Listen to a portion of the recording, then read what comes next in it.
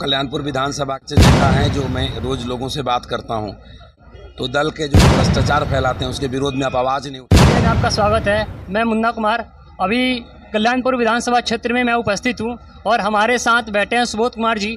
तो हम इनसे पूछना चाहेंगे सुबोध कुमार जी से कि अपने कल्याणपुर क्षेत्र में इन्होंने क्या क्या सोचा है आगे विकास के लिए, कि जब 5 साल सत्ता में आएंगे तो क्या करना चाहेंगे यहाँ के पब्लिक के लिए और यहाँ के स्टूडेंट्स के लिए।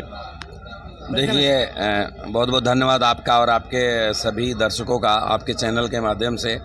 और आपने प्रश्न किया कि जब ये सत्ता में आएंगे तो क्या क्या सोचा है।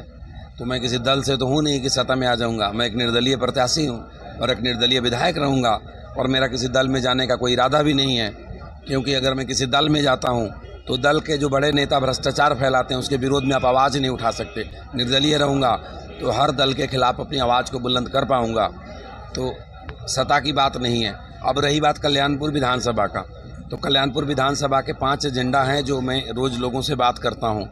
नहर के पानी खेतों तक कैसे जाएगी, भ्रष्टाचार कैसे मुक्त होगा, कैसे यहाँ पे डिग्री कॉलेज बनेगा, कैसे इधर बच्चों के ग्राउंड बनेंगे, इस तरीके से 5 चीज़ें हैं। सर अभी जैसे हम आ रहे थे, मैं पिपरा से आ रहा था तो कल्याणपुर रोड में मैं देखा कि बहुत ज़्यादा गड्ढा था। ठीक है, बहुत रोड बने नहीं है। तो इसके लिए सर क्या आपने सोचा है सत्ता में आने के बाद, मतलब जब आप कल्याणपुर विधायक बने? जड़ में भ्रष्टाचार है। अब भ्रष्टाचार बंद हो जाए तो गड्ढे हुई ही ना रोड में। मैं कहता हूँ, आप कोई नेता कहता मैं रोड बनवा दूंगा, मैं क्या कहता हूँ कि रोड बनाना तो एक स्वाभाविक प्रक्रिया है। बिल्कुल सर। लेकिन मैं कहता हूँ कि भ्रष्टाचार मुक्त होकर के जब रोड बनवाएंगे तो रोड की लाइफ बढ़ेगी, और जब रोड की लाइफ बढ़ जाएगी तो जल्दी रिपेयर की ज़रूरत नहीं पड़ेगा। तो बाद में जो पैसा होगा सरकारी वो दूसरे काम में यूटिलाइज होगा और जिससे हमारा विकास बहुत ज़्यादा होगा। मूल काम है भ्रष्टाचार को 14 नवंबर से 100% 100% रोक लगाना, जिसको बोलते हैं ना एकदम पावर ब्रेक लगा देना है। इसके लिए चाहे मुझे जो करना पड़े करूँगा। बिल्कुल। अभी एक सवाल सर आपसे है कि अभी जैसे कि नीतीश की सरकार है, सत्ता में अभी है, तो बहुत सारे ऐसे अपोजिशन पार्टी से सुनने को मिल रहा है कि यहाँ पे लड़कियाँ सुरक्षित हैं। लेकिन सर इसके लिए आप क्या कहना चाहिएगा? क्योंकि बहुत सारे ऐसे लीडर्स हैं अपोजिशन पार्टी वाले जो काम नहीं करना चाहिए वो काम कर रहे हैं। उसके लिए सर क्या आपका राय है सर? इतने निंदनीय और कृत्य घटनाओं के ऊपर मतलब बयान देने में भी शर्मिंदगी आती है। तो क्या लगता है लड़कियां सुरक्षित या नहीं है? मतलब लड़कियां अगर सरकारी तौर पे देखा जाए तो लड़कियों के साथ हो रहे जो हिंसा है, जो घटनाएं आई हैं, वो नीतीश जी के शासनकाल में घटी है, इसमें कोई दो राय नहीं है। लेकिन पूरी तरीके से सुरक्षित नहीं है और उनके सुरक्षा की ज़रूरत है। और सर जब आप कल्याणपुर में सर आ जाएंगे तो सरकारी जो स्कूल हैं, तो सरकारी स्कूल में जो एजुकेशन सिस्टम है उसके बारे में सर आपने क्या सोचा है?